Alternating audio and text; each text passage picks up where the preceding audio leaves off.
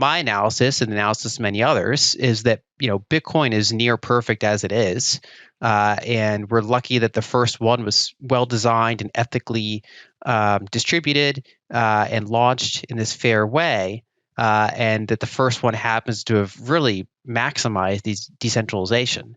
So I think this is a process that Bitcoin has to go through to prove itself. I do think that Bitcoin is robust enough and well designed enough, and that it's achieved a certain degree of critical mass that has a very good, runway ahead against all these dilution attempts. Lyn Alden, a prominent macroeconomist and investment strategist, explores the transformative potential of Bitcoin as a decentralized solution, highlighting its capacity to facilitate the swift global transfer of hard asset wealth.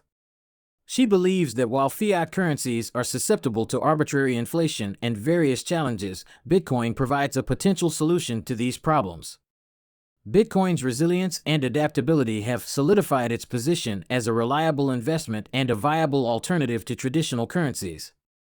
The KuCoin survey has shed light on the changing financial landscape in Turkey, where an increasing number of adults are turning to cryptocurrencies as a hedge against surging inflation and currency devaluation.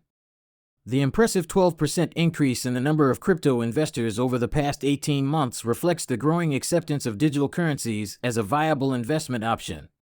In recent years, Bitcoin has emerged as a force to be reckoned with in the world of cryptocurrencies. With its decentralized nature and robust security features, Bitcoin has become the backbone of numerous financial platforms, including the rapidly growing decentralized finance landscape. Many Nigerians do not have access to formal banking services or face high fees and restrictions when using them. Cryptocurrencies allow anyone with a smartphone and an internet connection to participate in the global financial system without intermediaries or barriers. During the interview, Alden emphasized that Bitcoin's distinctive feature lies in its capacity to enable the rapid global transfer of hard asset money, all while maintaining decentralization. Let's direct our attention towards the video. For thousands of years, basically, humans have been trying to make gold and silver easier to use, right? So they have various divisibility or transportation limitations. And so for thousands of years, proto-banking has been a convenience tool over that. And in the past several centuries, full service banking has been a more elaborate tool over that. But the problem is that increasing level of abstraction basically caused major issues between the amount of claims for those metals and then underlying metals. And then this all expanded dramatically during the telecommunications era. So ever since the telegraph became implemented throughout the second half of the 19th century. And during that environment, they were eventually able to just drop precious metals altogether.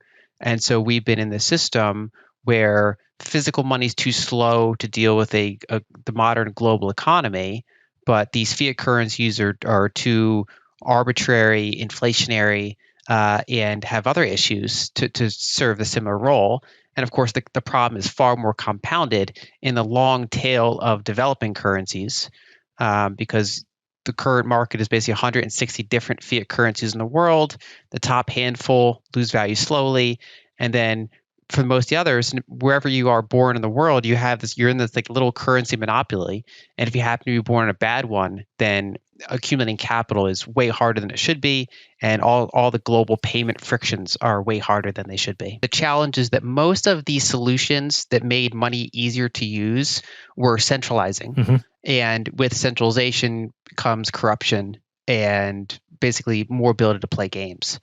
And so what I think is relevant about Bitcoin as the first time where hard asset, bare asset money can move at the speed of telecommunications globally.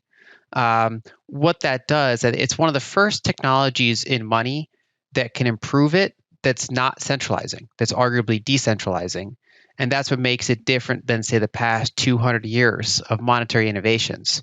And I think the challenge, what we talked about before, the concept of technological determinism, which is that, if we were to rerun humanity multiple times, would this be like a weird anomaly that happened, or would it usually end up like this? And my argument is that it would normally end up like this, like the set of technological capabilities combined with incentive structures and human greed makes it really hard to run a money system when transactions can move at the speed of light, but physical settlements of hard money can't. So this century and a half window is a weird window to navigate, but it's a window that would come up over and over again for any civilization that reaches this type of complexity. And what's interesting about Bitcoin is it's potentially the closing of that era. If it's successful in the longer run and at scale, then it's the first time where digital settlements are just as fast as digital transactions, basically, and that can de-abstract, simplify, and decentralize the money system. When it comes to the pace of development, emerging economies are moving faster on CBDCs compared to advanced economies. According to an Atlantic Council report, 130 countries and currency unions are exploring CBDCs, with 11 nations having launched their digital currencies. In a report provided by CoinGecko, emerging nations like the Bahamas and Nigeria are among a handful of nations that have strategically introduced CBDCs to enhance financial inclusivity and digitize their economic landscapes. During the interview, Alden expressed concerns that government actions, such as taxation, propaganda, and promotion of CBDCs, pose a significant risk to Bitcoin adoption. This risk could hinder Bitcoin's full potential, affecting those who depend on it. In Nigeria, the CBDC saw minimal adoption during its first 18 months. Alden pointed out that the success of CBDCs is uncertain. Let's direct our attention towards the video. With Bitcoin, it's the first real opening to further improve money, but this time without centralizing it.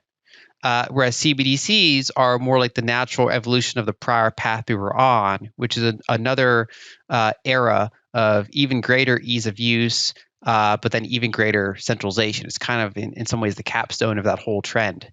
To basically have governments to have complete control, top to bottom of the currency. And so I do think that's a significant adoption risk.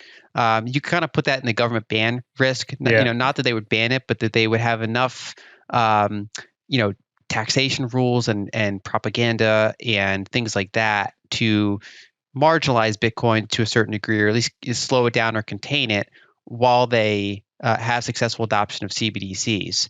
And if that's the case, then you have a situation where Bitcoin still is a useful asset for people who really, really need it, but some of the full benefits don't get distributed because people are still kind of stuck in these, fiat currency silos. And they have the continued risks of debasement and siphoning off of value towards the top, and all sorts of problematic cross-border things and censorship. On one hand, it's funny because the more countries try to use the negative powers of CBDCs, the more they make it obvious to people why they would want to leave that system. So it's like the worse they make their product, the better Bitcoin looks. Whereas if they make the product and it's very benign, like say the United States today or Europe today, like it's our systems in a lot of ways suck, but they're benign enough to a lot of people that they don't see why they need Bitcoin, especially when you have Bitcoin is taxed. Bitcoin has a little bit more of a UX challenge. Bitcoin, when you factor all those things in, people consider the current system workable enough. I've been, somewhat happy with what I've seen out of like Nigeria, where they've launched a CBDC that's been very unsuccessful. It had very low adoption rates in its first 18 months.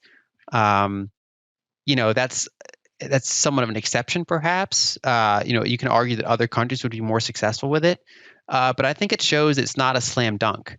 That especially if it's not used well, people can adapt pretty quickly. And so I think there could be a period of CBDCs, but I think that every single time they try to restrict things, or any inflationary period or debasement period, is just going to continue to market Bitcoin. Bitcoin is a decentralized digital currency that operates without the need for a central authority or intermediary. Bitcoin is the most popular and valuable cryptocurrency in the world, with a market capitalization of over $500 billion. Unlike traditional currencies that are issued and regulated by governments or central banks, Bitcoin is decentralized and independent. This wraps up our discussion for today. Feel free to share your thoughts in the comments section below. If you found this information valuable, give it a thumbs up and consider subscribing to our channel to stay informed with the latest news and videos. Thanks for joining us.